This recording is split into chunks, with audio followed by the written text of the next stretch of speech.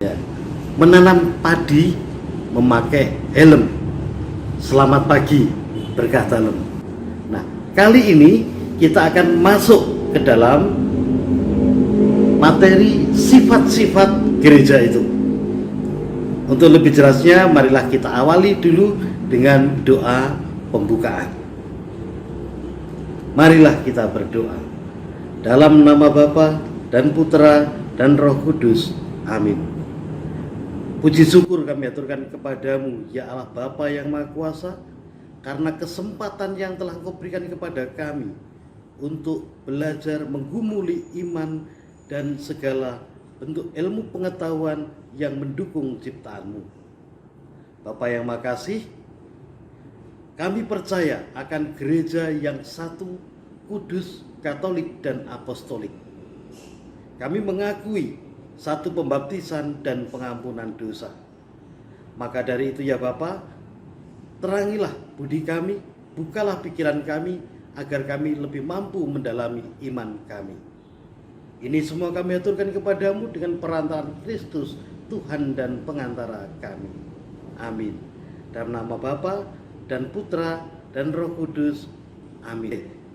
Kita sudah mohon penyertaan Tuhan untuk selanjutnya kita masuk ke dalam materi sifat-sifat gereja. Kita melihat kompetensi dasar dari sifat-sifat gereja. Kompetensi dasar dari kita belajar sifat-sifat gereja ini adalah kompetensi dasar pengetahuan, yaitu menerapkan sifat-sifat gereja sebagai dasar dari panggilan untuk merasul dan memperjuangkan nilai-nilai kerajaan Allah. Yang kedua yaitu kompetensi dasar keterampilan,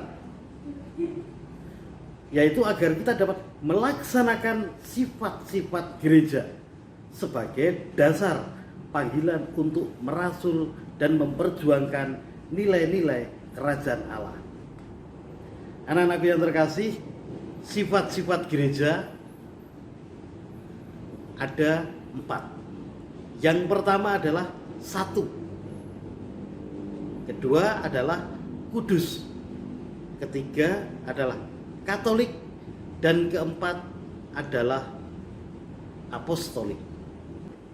Yang pertama adalah makna dari gereja yang bersifat satu. Gereja di sini adalah persekutuan umat yang percaya kepada Tritunggal. Oke. Sekarang yang kedua, makna dari gereja yang bersifat kudus. Kudus itu sebetulnya artinya suci, atau yang mengkhususkan diri hanya kepada Tuhan.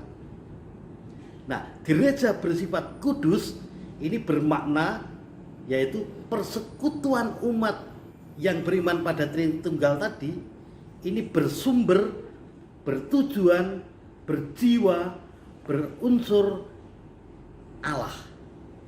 Dalam mana Allah ini adalah kudus, serta beranggotakan orang-orang kudus yang sudah ditandai dengan pembaptisan.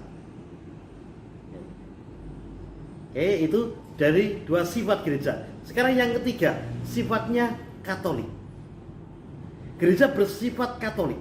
Katolik artinya sebenarnya adalah umum, universal, terbuka. Nah, gereja bersifat katolik ini diartikan sebagai gereja yang terbuka bagi dunia, tidak terbatas pada tempat tertentu, bangsa tertentu, budaya tertentu, waktu tertentu, golongan tertentu, enggak, tapi bisa bagi semuanya. Sekarang yang terakhir adalah makna dari gereja yang bersifat apostolik. Gereja kita berasal dari para rasul, yang artinya tetap berpegang teguh pada kesaksian iman dari para rasul.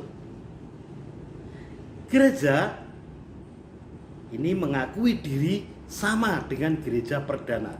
Gereja perdana atau pertama itu adalah mereka, persekutuan para rasul. Hubungan historis ini kita lihat sebagai kelangsungan iman dan pengakuan. Maka dari itu gereja tetap berkembang di bawah bimbingan Roh Kudus dan tetap berpegang pada gereja para rasul sebagai norma iman. Hidup gereja tidak boleh hanya bersifat rutin, tapi harus berkembang, harus dinamis mengikuti perkembangan zaman. Anak-anakku yang terkasih, ini 4 sifat gereja yang sudah kita ulas. Kalau ada pertanyaan, kalian bisa hitungannya menghubungi, bertanya kepada Pak Matius atau mungkin narasumber yang lain pas pada waktu ke gereja atau katekis di gereja ada, silahkan sehingga kalian lebih memahaminya. Mudah-mudahan kita juga satu iman, kita juga kudus mengkhususkan diri kepada Allah, kita juga terbuka pada semua sesama, tidak membatasi dalam pergaulan kita, dan kita mengikuti pola hidup sikap iman para rasul. Demikian, haleluya, berkah dalam